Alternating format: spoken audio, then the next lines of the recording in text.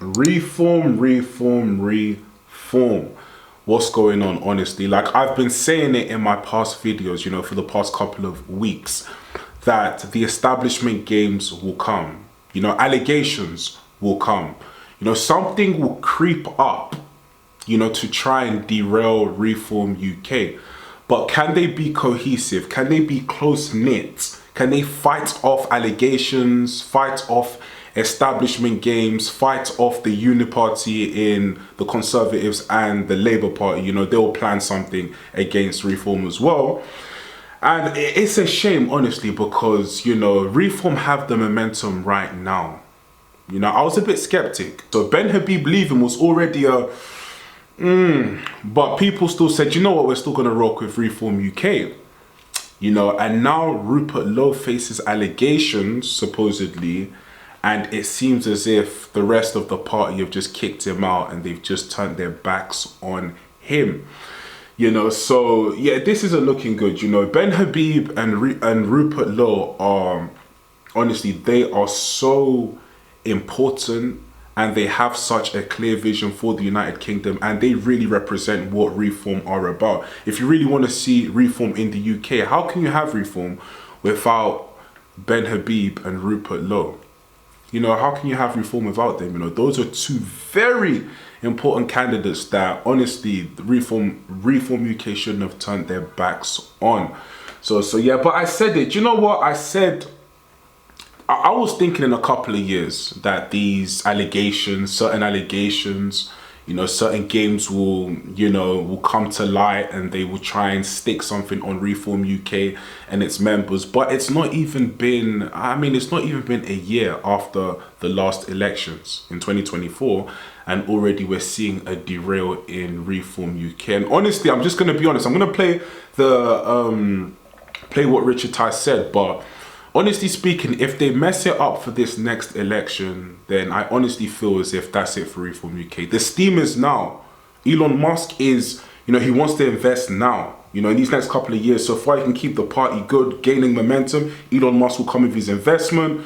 You know, everything's looking good now. You know, Trump likes Nigel Farage. That's brilliant. That opens up trade for the... that opens up more trade between the United States and the United Kingdom. This is perfect. You know, J.D. Vance will probably be the president of USA after Donald Trump. This is amazing. This is the vision right here.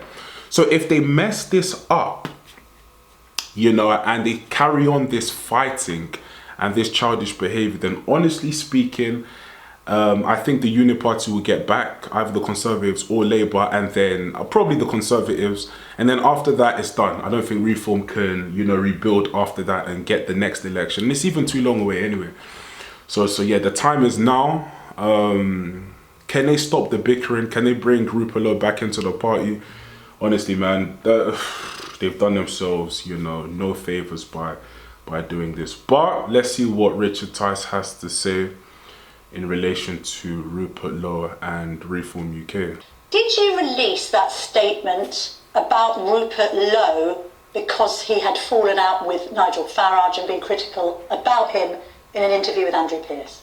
No, far from it. In fact, if anything, the opposite is true. First of all, it's a great shame, yes, because you know, we've been doing so well, and you know, Rupert's been doing some great work on particular issues that are of real importance to many people, because unfortunately there are serious allegations of bullying by two separate women, yes, that have been made to the parliamentary authorities, which he denies. That is a question of fact.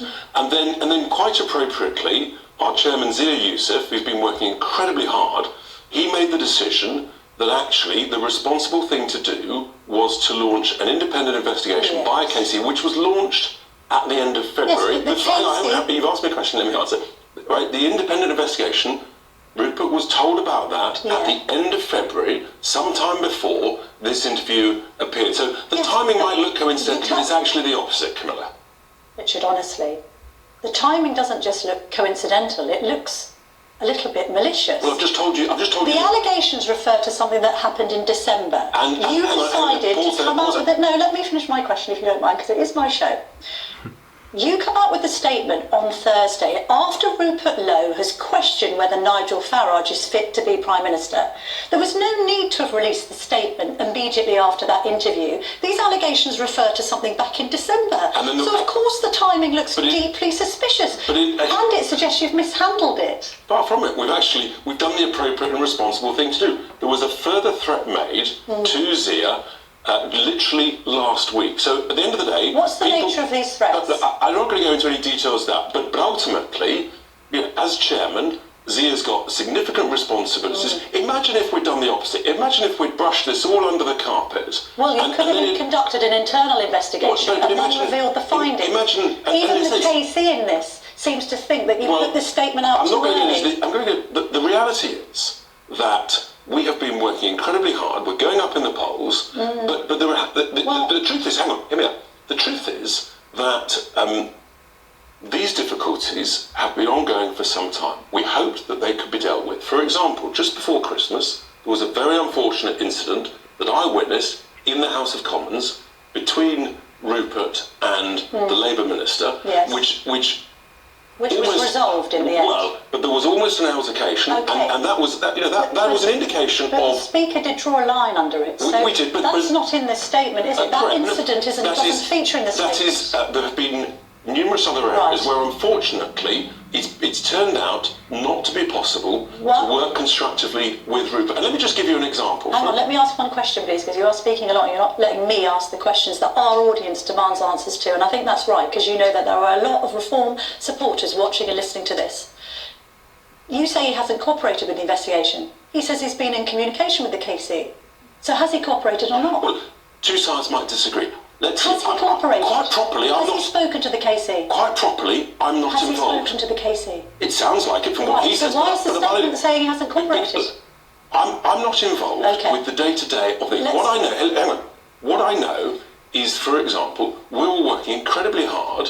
We've got May elections on the 1st of May, and whilst we're doing this hard work, for example, Rupert's not even been to our head office, just down the road, no interest in the mergers. We need a united team that is going to drive forward. We're heading in the polls. If you need a united team, why are you airing all this dirty washing in public? It's not very united. We've got this unedifying war of words of course it's between Rupert Lowe on X, Nigel Farage in the Sunday Telegraph.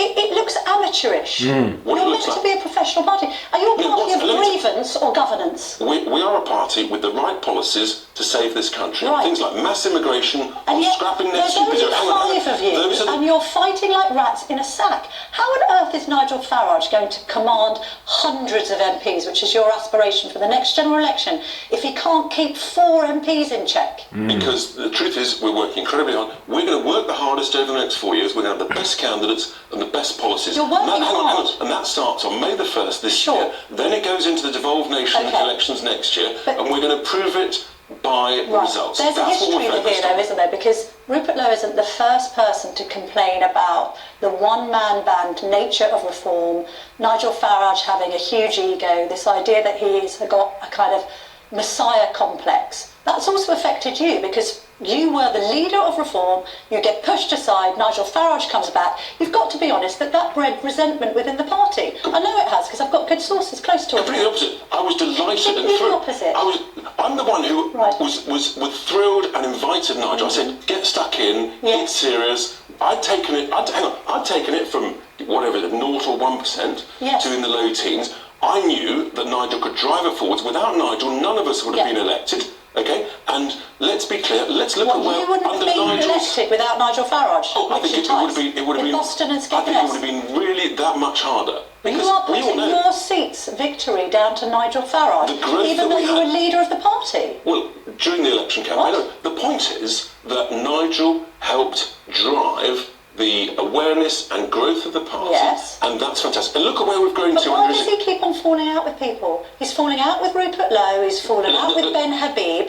This is a point that's made about your leadership. You're regarded to have been collaborative. You're regarded to have had meetings weekly when you were leader about policy, membership, fundraising and media appearances. Conversely, Nigel Farage doesn't have any meetings. You don't have a shadow cabinet. Nobody is an official spokesman for different policy roles. So he can't delegate, can he? There's 5 of us, so actually, essentially, we deal with all these issues. I talk about a variety, but when there's only 5 of you and you've got lots of issues... But why does you hold meetings and he doesn't? Well, actually, we do have meetings. And well, that's not what people are saying. The thing is that, unfortunately, Rupert chose not to go to head office, not to attend some of these meetings. The rest of us have been, we've been very involved. That's the reality. The focus now is on driving this growth forwards. That's what we're united about. That's what we're going to continue to do, and we're going to continue to succeed. And here's an example. Just yesterday, in my constituency, walking around, greeting people, not a single person mentioned it. Coming back on the train, not a single person. Do you know why?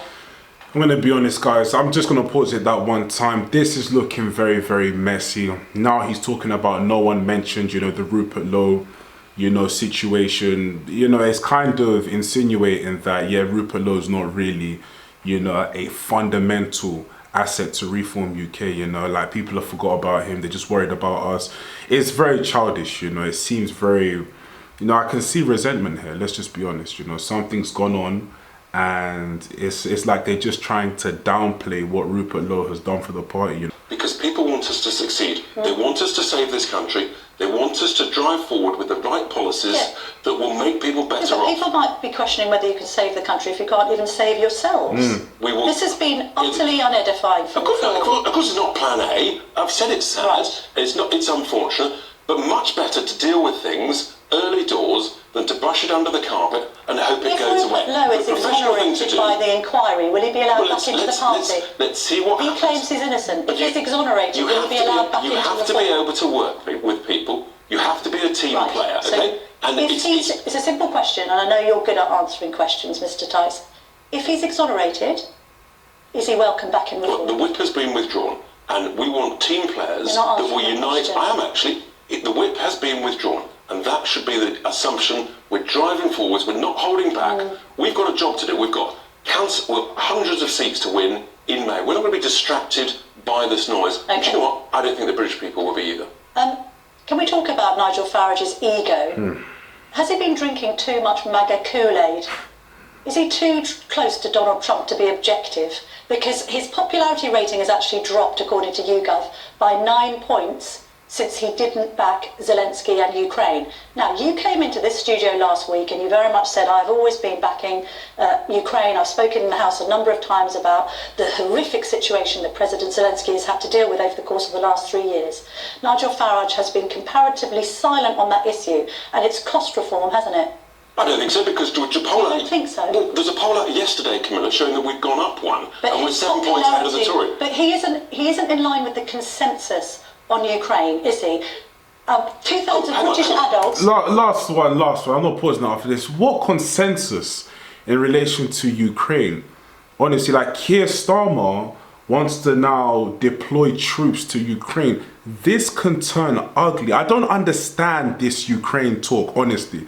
Like, I've really gone in depth and I've spoken about this, this Ukraine saga that's going on. And I don't understand, from what she's saying, why so many people in the UK are so adamant that everyone has to stand with Ukraine. We must keep on fighting. More lives are being lost. Russia is not losing this. Come to the negotiation table. Let's negotiate. Oh my days, it's not hard.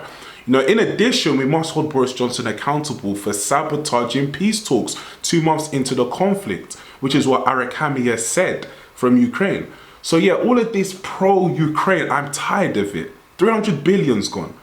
300 billion from America that Trump's claiming 350. I think it's around 300. Like 100 billion, 150 from the European Union. It's enough, man.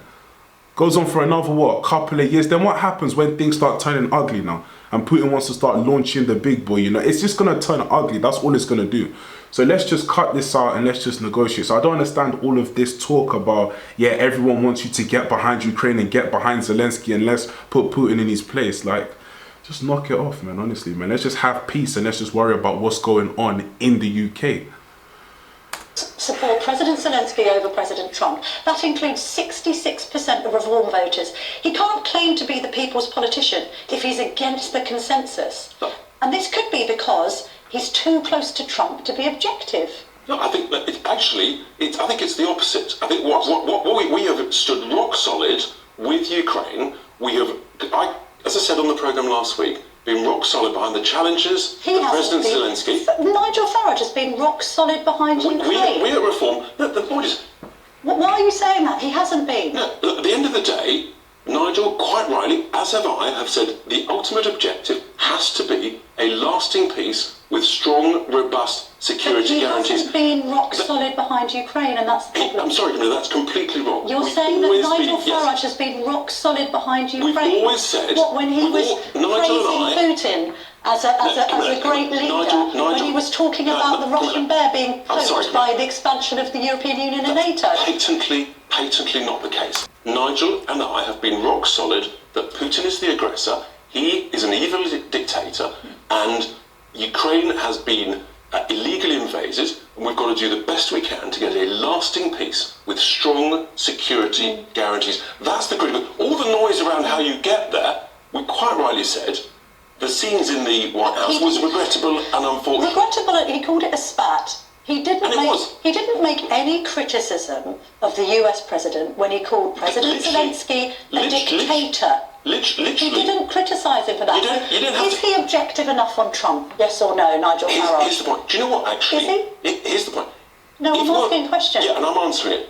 If world leaders like Trump, like Zelensky, are trying to get to a peace, then actually our job is not to criticise every nuance of every day of every discussion. Do you know what it's to do? It's to actually provide support. So that's why I've been suggesting, when you've got all the cards on the table, you have these negotiations behind closed doors, including the critical card, I think the important card, of the $300 billion of frozen assets, right, that is in Western banks that we need to use as part of that. If Nigel Farage wants to be Prime Minister, admittedly, I mean, there could be wasted votes in this devotion to the Donald, because he won't be in office by the time we have the next general election. But people expect him to be objective about the US president, not be a president's poodle. And that's why he said that what went on in the White House was regrettable. Right. But the thing is not to focus on that, is focus on the objective. Focus on the key target, which is an enduring peace, and Nigel has spoken at length about security guarantees. Final question. What are the names of the two councillors who have defected to Reform in Glasgow, Mr. Tice? John Gray and Ross Lambie. And which councils did they belong to? Renfrewshire and South Lanarkshire. It was great. I was under a lot of pressure. There was a lot going on, including the Rupert situation. And sometimes you can't quite get it always right. And I apologise for that. I was caught out the you have taken one for the team today in doing the broadcast round after a difficult morning, so I do genuinely appreciate your time. Alright guys, so let me know what you think in the comment section down below. Honestly speaking, if Rupert Lowe is found to be innocent, then he should be allowed back into the party. Hopefully he wants to come back to the party and he doesn't feel too betrayed that he says, no, I don't want to go back into the party. And he should be given an apology, because they've just dismissed him without any evidence coming out. They just dismissed him, and it does seem like, and these allegations were in December and they've dismissed him now in March, and it does seem like after he said something a bit too critical in an interview, they just found a reason to just get rid of him. So it looks like they stabbed him in the back. That's just how it looks to me. You know, if he's welcome back into the party, honestly, I think he should be given an apology. The last thing Reform need is a clash of egos in the party, honestly. Like, that's the last thing, you know, that Reform need. They need to think about the country. If they're really serious about the country, they'd put all of this to bed. They'd stop this. You know, but if you're worried about ego, pride, no, you can't say this about me. No, I'm going to be too critical here and there. You're just going to mess up, and, you know, the public are going to see that they're not the first priority of Reform. And people can see very clearly. And come a few years' time, if you carry on this bickering, people are just going to say, okay, I'm done. And then what happens? The Uni Party are back in, and Reform have lost all their steam, and Conservative and Labour are going to carry on ruling. Reform are going to be a topic of discussion just temporarily, and they're going to be gone. And UKIP, Green Party, they never win anyway, the Lib Dems. So you're just going to get the two parties at it again, and they've dusted up on Nigel Farage and the hype train. So, you know, they need to put all of this behind them, and they need to come to the table and talk things out. Yes. But anyway, guys, let me know what you think in the comment section down below. Like, comment, and subscribe, and I'll catch you in the next video. Peace.